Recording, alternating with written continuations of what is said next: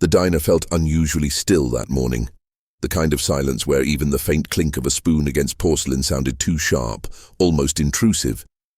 Golden sunlight spilled through the wide windows, catching the chrome trim of the tables and scattering across the glass salt shakers like fractured stars. In the corner booth sat Walter Branson, an 81-year-old Korean War veteran who had made this place part of his soul. Every morning at exactly 8:15 he arrived. Same booth, same black coffee, same quiet ritual. Walter wore his favorite flannel shirt, softened from decades of wear, and heavy boots that had trudged through more winters than most men in that room had ever lived. His hands trembled faintly as he lifted the warm mug, but his eyes, deep, weathered, unyielding, still carried the dignity of a man who had faced down death on battlefields oceans away. But the fragile calm of that morning shattered in a heartbeat. At the counter, a younger man, broad-shouldered, jaw tight with arrogance, was arguing with the waitress over his bill. His voice climbed, sharp and venomous, until it filled the diner like a storm brewing overhead. And then, mid-tirade, his gaze locked on Walter.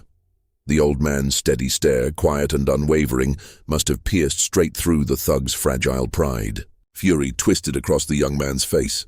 Without warning, he stormed over and struck Walter across the cheek. The crack of the blow echoed like a gunshot. Cups rattled. Forks froze mid-air. For a moment, no one breathed. Walter's weathered hand rose slowly to his face, covering the sting blooming red across his cheek. But what stunned him wasn't the pain. It was the cruelty, the senselessness. If you believe in kindness, in respect for those who came before us, and in the power of second chances, please like this video, share it, and subscribe to Kindness Corner. Every bit of support helps us spread these stories that remind us of what humanity can be. The diner, once filled with chatter, now sat under a suffocating silence. The waitress, voice trembling, begged the men to leave. The other customers stared down at their plates, afraid to intervene. And Walter, he didn't fight back. He simply sat there, palm against the bruise, his coffee untouched, his eyes heavy with sorrow. Not fear. He had endured far worse in the trenches of war, but sorrow. Sorrow for a world where respect could disappear so quickly under the weight of arrogance. Minutes stretched into an hour. Walter remained in his booth, his legs too heavy to carry him home, his spirit heavier still. This diner was his refuge, where he wasn't just another old man, but Mr. Branson, the polite regular who tipped generously even when his pension barely covered his needs. And now, even that sanctuary felt broken. Then the bell above the door jingled, a group walked in, their presence shifting the entire air of the room. Leather vests stitched with bold insignias, tattoos crawling down muscled arms, heavy boots striking the floor like thunder. They were members of the Hell's Angels. At their center was a tall figure, older than the rest, his gray-streaked beard carrying an air of authority. His sharp eyes swept the diner and stopped on Walter. Recognition flickered instantly across Walter's tired face. The man at the center, the leader, was Thomas Branson, Walter's son, and across the diner, the thug who had struck Walter sat smugly at the counter, laughing with his friend, unaware of what storm was about to break. Thomas's eyes locked on the bruise across his father's cheek, and his jaw clenched. The bikers stiffened, their attention fixed. The diner seemed to hold its breath, bracing for violence, but Thomas didn't explode. He didn't roar. Instead, he walked slowly, deliberately to his father's booth. Sliding into the seat across from him, he reached out a calloused hand and laid it over Walter's trembling one. For a long, unbroken moment, they sat together in silence, father and son, bound by something deeper than words. Walter, who had once cradled Thomas as a crying boy in his arms, now stared at the man his son had become, fierce, unyielding, loyal to his core. For years they had been estranged, a chasm carved by choices Walter couldn't understand. Thomas's path into the biker world, his rebellion, his distance. But here, in this diner heavy with silence, none of that mattered anymore. Blood did. Finally, the thug at the counter noticed the newcomers. He smirked. puffing out his chest as if to prove his courage. "What's this?"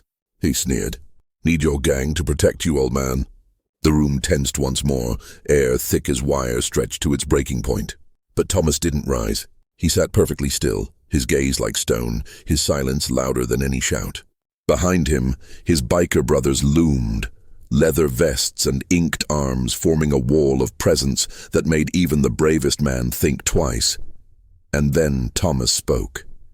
His voice was low, steady and heavy with the kind of authority that didn't need to be forced. "That man you hit," Thomas said, each word slow, deliberate, "is my father. He's an 81-year-old veteran, a man who's given more to this country than you ever will. And you thought you were tough because you slapped him." The thug's grin faltered. The smirk melted into unease. Suddenly the weight of the diner pressed down on him, the silent customers, the watchful bikers, and above all, the quiet strength of the old man he had dared to strike. Thomas didn't move, didn't raise a fist. He didn't need to. His words carried more force than any punch could. The thug's bravado crumbled. He muttered something under his breath, backing away step by step before fleeing out the diner's door. Nobody followed. They didn't need to. His shame would trail behind him longer than any man could chase. At last Walter exhaled. His body, tight with tension, eased.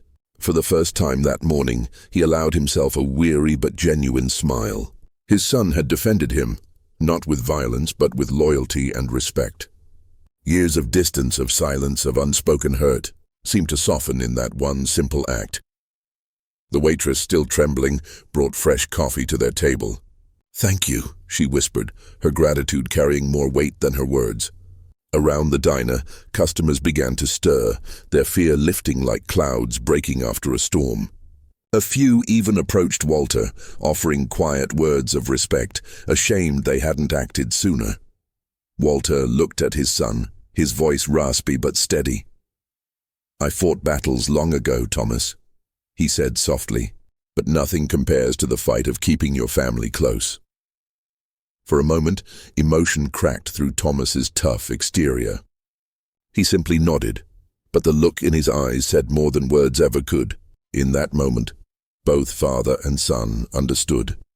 After years apart, they had finally found their way back. From that day on, the diner became more than just a place for breakfast. It became a place of reconciliation. Walter and Thomas met there often, sometimes joined by Thomas's biker brothers, who treated the old veteran with a reverence he never asked for, but quietly cherished. And each time Walter stepped through those doors, people remembered that morning, when cruelty was silenced, not by fists, but by the unshakable power of family and respect. If this story touched your heart, please like this video, subscribe to Kindness Corner, and share it with others. These stories remind us that even when the world feels broken, acts of love and loyalty can mend what's been lost. And before we close, I'd love to hear from you. Do you believe kindness has the power to heal broken families? Leave a comment below. Your words might inspire someone who needs hope today. Walter Branson lived out his days with a peace he hadn't felt in years. No longer just the lonely veteran at the corner booth, but a father who had found his son again, in the most unexpected of places. And for everyone who witnessed it, that diner would forever stand as proof that even in the face of cruelty, respect, loyalty, and love carry the greatest strength of all.